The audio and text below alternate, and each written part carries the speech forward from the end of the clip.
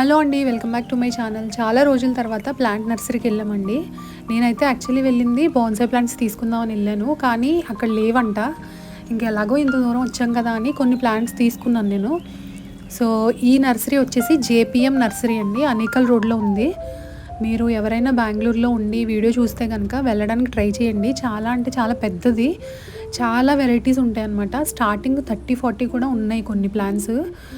Rose plant అయితే 70 rupees starting అని చెప్పారు. నేనైతే తెచ్చుకోలేదు, ఎందుకంటే నేను ఎన్నిసార్లు తెచ్చినా కూడా ఒక 2-3 డేస్ కనుక నేను ఇంట్లో లేనంటే అది డ్రై అయిపోయి మొత్తం చచ్చిపోతుంది అనమాట.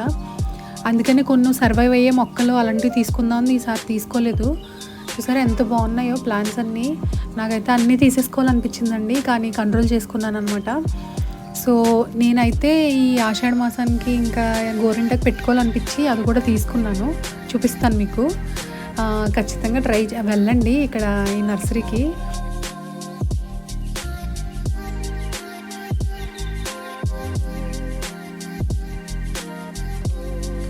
నేను కొన్ని ప్లాంట్స్ తీసుకున్నాను అన్నాను కదా, మా వాడు వాళ్ళ ఫ్రెండ్ హెల్ప్ చేశారు పైకి తీసుకురావడానికి. ఇది స్ట్రాబెరీ ప్లాంట్.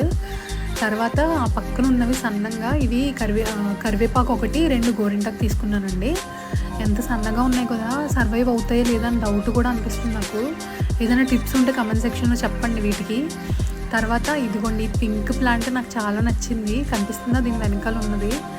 నాకు వీటి పేర్లు అంత ఐడియా లేదండి, ఏదో ఉంటాయి కానీ నాకు నచ్చిందని తీసుకున్నాను. లాస్ట్కి ఇదిగో చామంతి, ఇది మాత్రం 4 ఉన్నాయి లోపల, ఇంకా విడివిడిగా తీసి పాటింగ్ చేసుకోవచ్చు. అయితే ఇవేనండి నేను తీసుకున్న ప్లాన్స్. మీకు ఎలా ఉన్నాయో నచ్చితే కమెంట్ సెక్షన్లో చెప్పండి. అలాగే వీడియో ఫస్ట్ టైం చూస్తే కనుక నా ఛానల్ సబ్స్క్రైబ్ చేసుకోండి. Thank you.